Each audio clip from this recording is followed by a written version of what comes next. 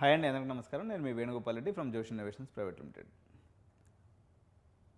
July 10వ తారీఖున 2 writ petitions file అయినాయి హైకోర్ట్ ఫర్ ది తెలంగాణ హైదరాబాద్లో.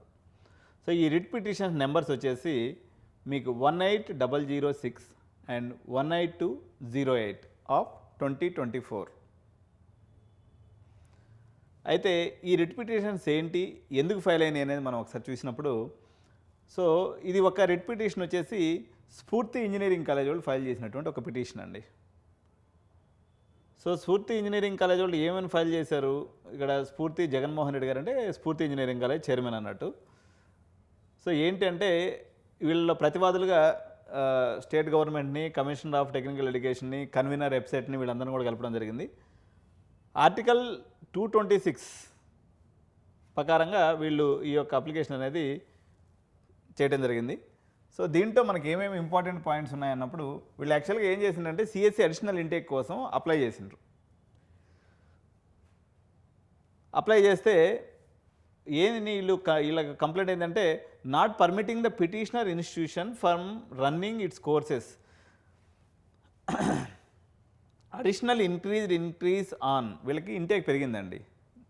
వీళ్ళు పెరిగినటువంటి ఇంటేక్ని నా హక్కు అది నాకు ఇవ్వండి, నాకు ఏఐసిటి పర్మిషన్ ఇచ్చింది, JNTU as being arbitrarily illegal and unconstitutional and set aside the same. AICTE ఇచ్చినటువంటి ఆదేశాన్ని పరిగణనలోకి తీసుకోకుండా జేఎన్టీయూ వారు నా యొక్క ఇంటేక్ని పెరగడానికి పర్మిషన్ ఇవ్వట్లేదు.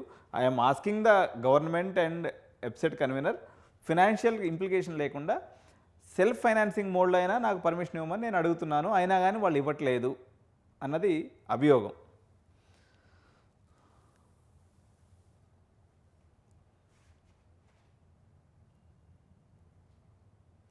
సో దీనికి కోర్టు వారు ఏం చెప్పారంటే, వీళ్ళకి ఇంకొకరు కూడా ఉన్నారండి, ఇంకొక ఇన్స్టిట్యూషన్స్ వాళ్ళు కూడా వేశారు. వీళ్ళు ఎవరంటే CMR educational society, Malla Reddy college of engineering and MR CET Maisamma కూడా సిహెచ్ మహేందర్ రెడ్డి గారు ఈ యొక్క పిటిషన్ వేయడం జరిగింది మల్లారెడ్డి కాలేజెస్ తరపు నుంచి. ఎంఆర్ సెట్ సంబంధించినటువంటి మరో పిటిషన్ అనమాట. ఈ ఎంఆర్ సెట్కి సంబంధించినటువంటి పిటిషన్లో ఏమైందంటే, వీళ్ళు ఎంఆర్ఐటీ అనే ఒక కాలేజీని తీసుకొచ్చి దీంట్లో మెర్జర్ చేశారు. ఆ కాలేజీ కనిపిస్తలేదు, ఆ ఇంటేక్ కనిపిస్తలేదు. దాని గురించి వీళ్ళు కూడా వెళ్ళారు. సో ఓవరాల్గా కోర్టు ఏం జడ్జిమెంట్ ఇచ్చిందంటే, దీంట్లో ఫైనాన్షియల్ ఇంప్లికేషన్ లేనప్పుడు మీరు ఎందుకు ఇవ్వకూడదు, ఇచ్చేయండి అనే పద్ధతిలో చెప్పిందనమాట. ఒకసారి కోర్టు మాటల్లో ఏం చెప్పింది అనేది ఉందాం.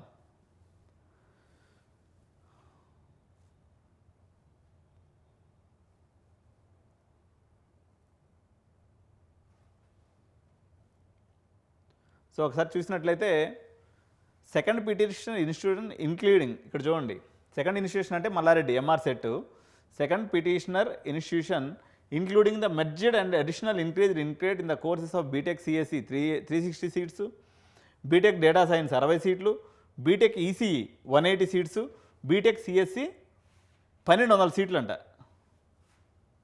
ఓరే నాయన, BTech CSE 1200 సీట్లు. ఏది ఎంఆర్ సెట్కి సంబంధించినటువంటి సీట్లు అనమాట. ఎందుకంటే ఎంఆర్ఐటీ వచ్చి దీంట్లో కలబట్టి వీళ్ళంటే కొత్త సిఎస్సిలోనే 1200 సీట్లు, 1200 ప్లస్ 180, ఎన్ని వచ్చినాయి, 1200 15 16 దగ్గర 1700 సీట్లు పెరగాల్సినవి వీళ్ళకి పెరగలే. ఇంకేముంది, అంతా ఆగమాగమే కాదు.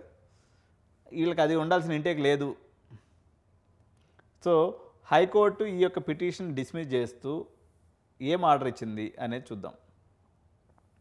Since the issue involved in both these writ petitions is one and the same, they are hear together and being disposed of by the way of this common order. ఏంటి ఈ కామన్ ఆర్డర్?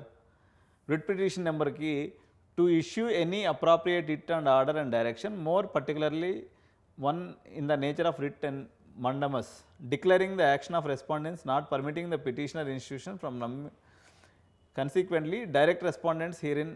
ఓకే, సో ఏమొచ్చిందో చూద్దాం.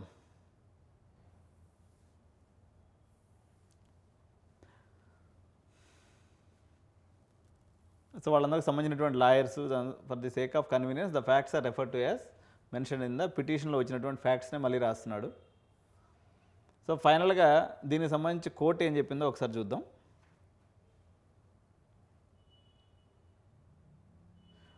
వీళ్ళు ఏమంటున్నారంటే 600 నుంచి 900 పెరగడానికి petitioner institution also obtained NOC from the respondent number 4 university.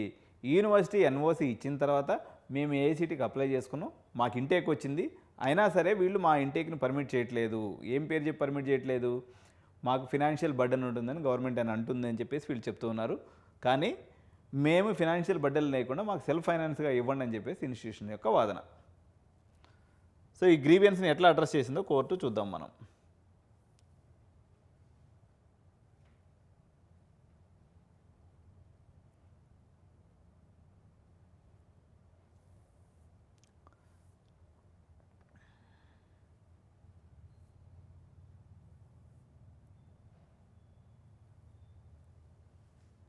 ఇక్కడ చూడండి,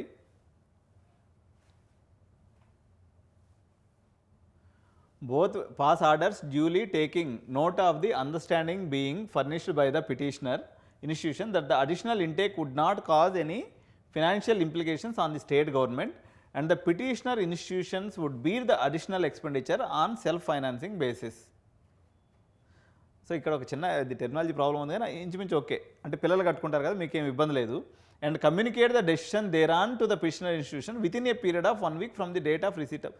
ఈ ఆర్డర్ వచ్చిన తర్వాత అంటే 10వ తారీఖు ఆర్డర్ వచ్చింది, 17వ తారీఖు లోపల వాళ్ళు సొంతంగా సెల్ఫ్ ఫైనాన్స్ చేసుకొని వాళ్ళు మీరు ఎన్ఓసి ఇచ్చినటువంటి దానికి ఏఐసిటీ నుంచి పర్మిషన్ తెచ్చుకున్నారు కాబట్టి వాళ్ళకి ఆ సీట్స్ ఇచ్చేయండి.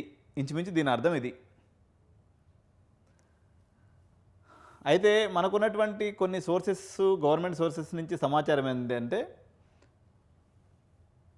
కోర్టు ఆర్డర్కి మరి ఏం సమాధానం చెప్తారో తెలియదు కానీ వీళ్ళు వేరే రకంగా మెకానికల్, సివిలు, ట్రిపుల్ఈకి సంబంధించినటువంటి మెర్జర్ ఆప్షన్ని సీఎం గారు మనోగతానికి వ్యతిరేకంగా చేయలేక వద్దన్నట్టుగా ఈ యొక్క మెర్జర్స్ని మాత్రం యాక్సెప్ట్ చేసే అవకాశం లేనట్టుగా మనకు సమాచారం అంతూ ఉంది. ఇంతేకాకుండా అన్ని ఇన్స్టిట్యూషన్స్ కాకుండా ఏదైతే ఫిల్ అవుతాయో, అన్ని సీట్లు ఫిల్ అవుతాయో వాళ్ళ వరకు మాత్రం ఒక 120 సీట్స్ వరకు ఇంక్రీజ్ అయ్యేటువంటి అవకాశం ఉన్నట్టుగా విశ్వసనీయ వర్గాల బోగట్ట. కాబట్టి చూద్దాం మనము ఈ 2-3 దినాల లోపల ఎటువంటి పరిణామాలు ఉంటాయో. మీ 19వ తారీఖు మీ రిజల్ట్ వచ్చేటప్పటికి దీనికి సంబంధించినటువంటి ఒక క్లియర్ పిక్చర్ ఉంటుంది. మనం ప్రశాంతంగా అందరం కూడా మేనేజ్మెంట్స్ సీట్స్ చేసుకోవచ్చని స్టేక్ హోల్డర్స్కి, విద్యా సంస్థల మేనేజ్మెంట్స్కి, అడ్మినిస్ట్రేటర్స్కి, పేరెంట్స్కి, స్టూడెంట్స్కి, అదేవిధంగా కన్సల్టెన్సీ మిత్రులందరికీ కూడా తెలియజేస్తూ ఈ వీడియోని చూస్తూ ఇంకా ఎవరైనా లైక్ చేయకుండా ఉన్నట్లయితే వీడియోని లైక్ చేయండి, కామెంట్ చేయండి. ఈ పూర్తి కాపీ మీరు చదువుకోవాలన్నట్లయితే డిస్క్రిప్షన్లో కూడా పెడతాం, మీకు ఒప్పుకుంటే చదువుకోండి. వీడియోని మాత్రం తప్పకుండా సబ్స్క్రైబ్ చేయండి. Thank you.